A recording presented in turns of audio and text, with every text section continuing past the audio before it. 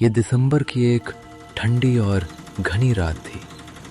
ठीक 11 बजे का समय। सड़क पर इक्का दुक्का वाहन ही नजर आ रहे थे। सुरेश, एक साधारण ऑटो रिक्शा ड्राइवर, अपने दिन की आखिरी सवारी पूरी करके लौट रहा था। उसने पूरे दिन में 1500 रुपए कमाए थे, जिसमें से 900 रुपए का सीएनजी और 400 रुपए का अचानक लगा ट्रैफिक जुर्माना हो गया था। वो अपनी निराशा में डूबा था। तभी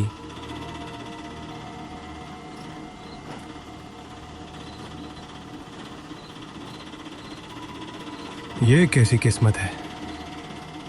सुबह 6 बजे निकला और रात के 11 बज गए। सिर्फ 200 रुपए की बचत। क्या मैं जिंदगी भर बस इसी 2 पहिए पर पिसता रहूंगा? मेरा बड़ा कारोबार करने का सपना कभी पूरा नहीं होगा। शहर की सीमा के पास उसे एक असामान्य व्यक्ति दिखा। वो लंबा चौड़ा था, जिसने शानदार लेकिन पुराने जमाने के कपड़े पहने थे। उसके हाथ में एक नक्काशीदार भारी भरकम पुराना संदूक था।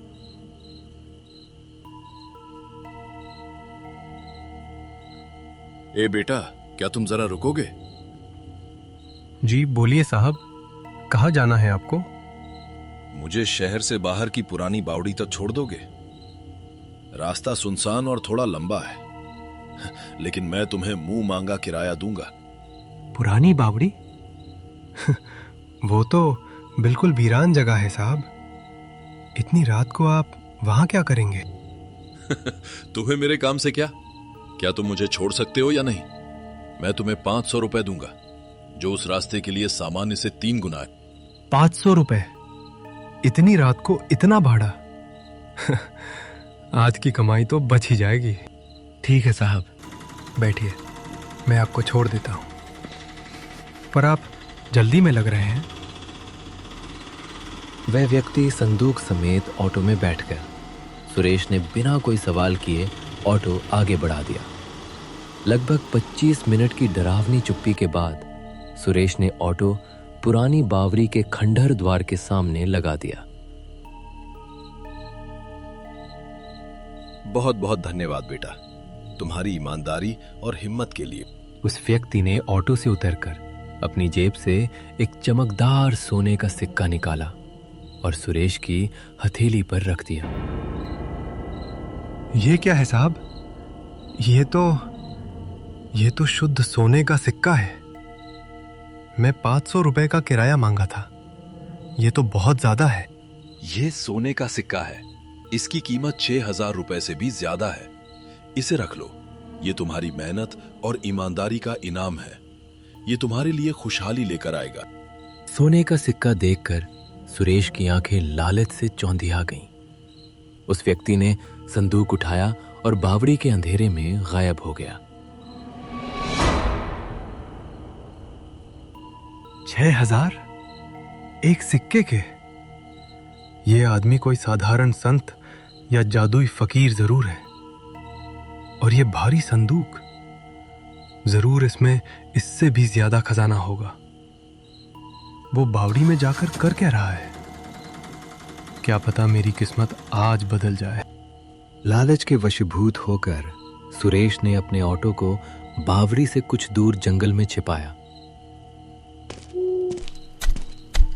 और खुद दबे कदमों से बावड़ी के परिसर में पहुंचा। उसने देखा कि वो व्यक्ति एक बरगद के पेड़ के नीचे जमीन की खुदाई कर रहा है।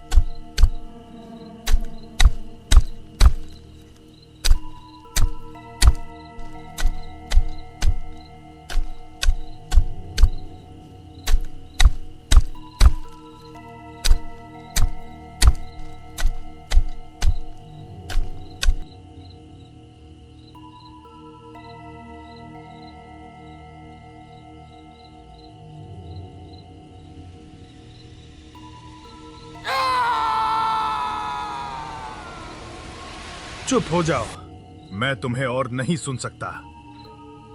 मुझे और धन नहीं चाहिए। ये सब मोह माया है। मैंने बहुत चुकाया है। गड्ढा खोदने के बाद उसने संदूक रखा और फिर उसे जल्दी जल्दी मिट्टी से ढकने लगा। सोना, चांदी, दौलत, ये सब भ्रम है, एक शाप। इसे पाने से कभी किसी का भला नहीं होता। लालच ने मेरी जिंदगी तबाह कर दी। अब मैं इसे यहीं दफन करता हूं। ये कहते हुए उस व्यक्ति ने गड्ढे को पूरी तरह बंद किया और तेजी से जंगल में भाग निकला। उसने एक बार भी पीछे मुड़कर नहीं देखा। अरे बाप रे, इतना बड़ा खजाना कोई ऐसे कैसे छोड़ सकता है? जरूर इसमें सोना चांदी रहा होगा। ये आदमी पागल है। आज मेरी किस्मत पलटने वाली है। सुरेश जल्दी से गड्ढे के पास पहुंचा। उसने हाफते हुए मिट्टी हटाई, संदूक को निकाला और ऑटो में रखकर घर की तरफ निकल गया।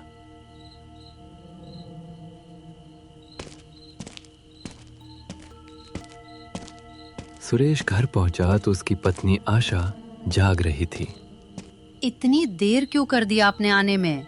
मैं कितनी चिंतित थी। क्या हुआ? कोई बड़ी परेशानी? नहीं, परेशानी नहीं, खुशखबरी। आज की रात हमारी जिंदगी बदल देगी। कैसी खुशखबरी? आप अजीब दिख रहे हैं। और ये संदूक कैसा है? पहले ये देखो, 100-200 नहीं, पूरे 6,000 रुपए का ये शुद्ध सोने का सिक्का। आशा उस सिक्के को देखकर दंग रह गई। सोना? इतना सारा? पर ये आपको कहाँ से मिला? क्या आप कोई गलत काम करके आए हैं? मुझे डर लग रहा है। चिंता मत करो, ये ईमानदारी का इनाम है। अब जल्दी से खाना लगाओ, मुझे बहुत भूख लगी है और कल हमें बहुत काम करना है। उन्होंने उसी दिन शहर का सबसे आलीशान बंगला खरीद लिया और सुरेश ने बड़ा ट्रांसपोर्ट का व्यवसाय शुरू कर दिया। वो अपनी मनपसंद जिंदगी जी रहा था।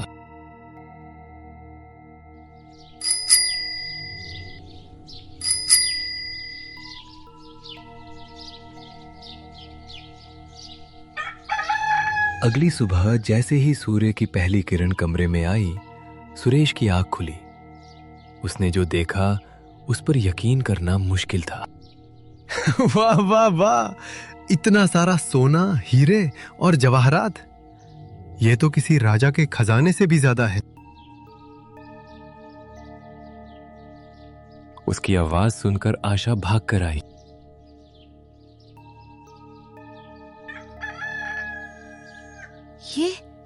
ये क्या है? क्या हम सच में अमीर हो गए हैं? मैं तो सोच रही थी कि वो सिक्का सिर्फ एक धोखा था। हम अमीर नहीं आशा, हम सबसे अमीर हैं। अब हमें कभी किसी चीज की कमी नहीं होगी। इधर रमेश अपने आलीशान कमरे में गहरी नींद में था। तभी उसे एक भयानक फुसफुसाहट सुनाई दी। रमेश, ओ रमेश, तुम धन के भूखे हो, है ना? मैं तुमको और धन दूंगा, इतना धन कि तुम उसे गिन भी नहीं पाओगे। कौन है? कौन इतनी रात को मेरे कमरे में है? बाहर निकलो। शांत रहो, किसी को पता ना चले कि तुम मेरी आवाज सुन रहे हो, वरना धन पाने का यह स्वर्णिम अवसर तुम्हारे हाथ से निकल जाएगा। अगर तुम्हें यकीन नहीं होता तो अपने बिस्तर के सिरहाने रखे प्राचीन फूलदान के नीचे देखो। रमेश ने फूलदान उठाया तो उसे एक दुर्लभ बड़ा पन्ना नजर आया। अरे वाह, ये तो असली है। तुम हो कौन? और तुम अदृश्य क्यों हो? अगर तुमको और हीरे जवाहरात चाहिए तो घर से बाहर निकलो। तुम्हारे घर के पीछे पुराने बरगद के पेड़ के नीचे खजाना तुम्हारा इंतजार कर रहा है। उसे निकाल लो और हो जाओ मालामाल। लालच में पागल होकर रमेश उसी समय घर से निकला।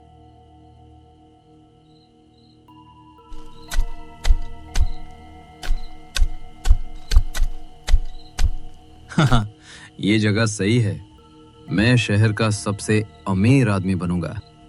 वो अभी जमीन को खोद ही रहा था कि तभी जमीन से एक भयानक कंकाली हाथ निकला। उस हाथ ने रमेश का टखना कसकर पकड़ लिया। बचाओ, कोई है, मेरा पैर। वो कंकाली हाथ जमीन से एक खौफनाक साए को बाहर खींच लाया, जिसकी आंखों में अग्नि जल रही थी। रमेश सदमे से कुछ नहीं कर पाया। उसकी अंतिम चीख जंगल में गूंज कर रह गई। अगली सुबह सुनीता की लाश उसके कमरे में मिली।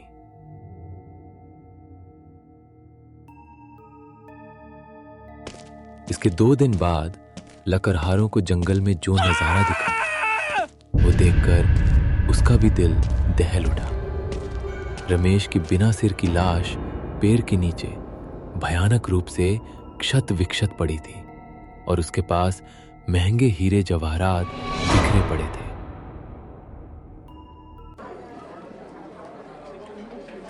गांव में रमेश और सुनीता के मौत की खबर आग की तरह फैल गई। सुरेश के चेहरे पर अब अपार धन की खुशी की जगह डर और चिंता की लकीरें दिखने लगीं। ये सब संदूक की वजह से हुआ है। मैंने रमेश और सुनीता का नाम लिखा था। उनकी भयानक मौत हुई और उनकी लाशों के पास खजाना मिला। ये संदूक सिर्फ धन नहीं, विनाश भी लाया है। तभी आशा की एक भयानक चीख रसोई से आई। सुरेश भागकर किचन में पहुंचा। क्या हुआ आशा? क्या हुआ?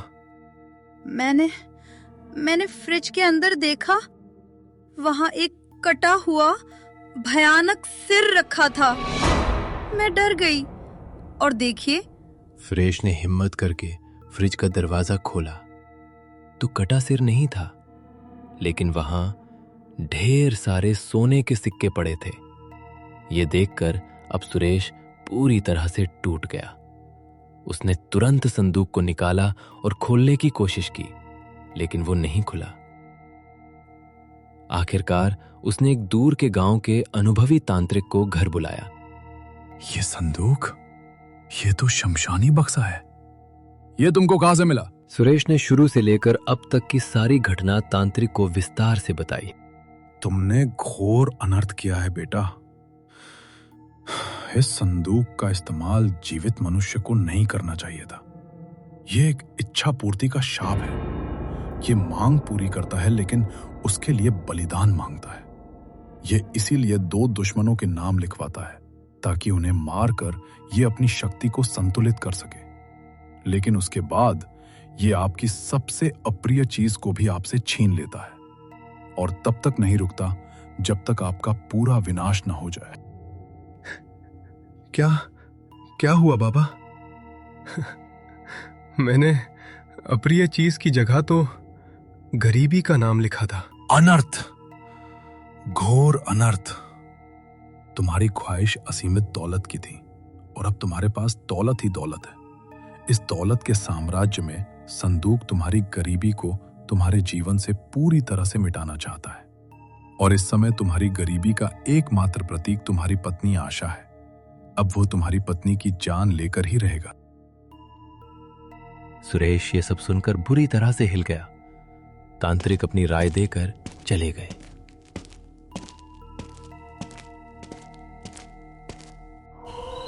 रात हुई। आशा को अचानक भयानक शारीरिक कष्ट होने लगे। सुरेश, आपको ये सब करने की क्या जरूरत थी? हम कम पैसों में भी खुश थे ना। लालच इंसान को बर्बाद कर देता है।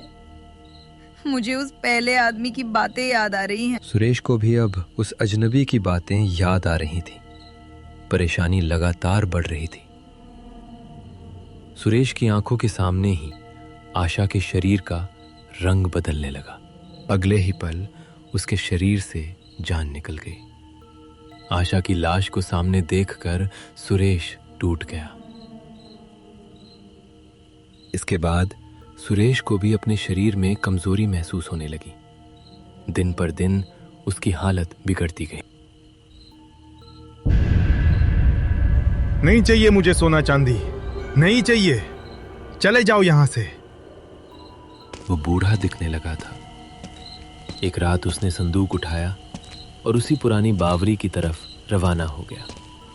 मेरी जिंदगी तो मेरे लालच के चलते बर्बाद हो गई, लेकिन मैं किसी और की जिंदगी खराब नहीं होने दूंगा। मैं इसे हमेशा के लिए दफन कर दूंगा। उसी समय एक आवारा चरवाहा वहां से गुजर रहा था। सुरेश ने गड्ढा खोदा और संदूक दफन करके मिट्टी से ढक दिया। तुमको सोना चाहिए ना सुरेश? मुझे बाहर निकालो, तुमको सब कुछ मिलेगा। सुरेश अपने कानों पर हाथ रखकर वहां से भाग गया। चरवाहा अब वहां पहुंचा।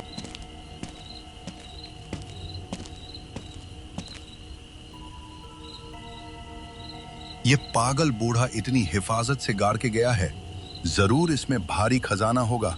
अरे अपनी तो लॉटरी लग गई, मरना कैंसिल।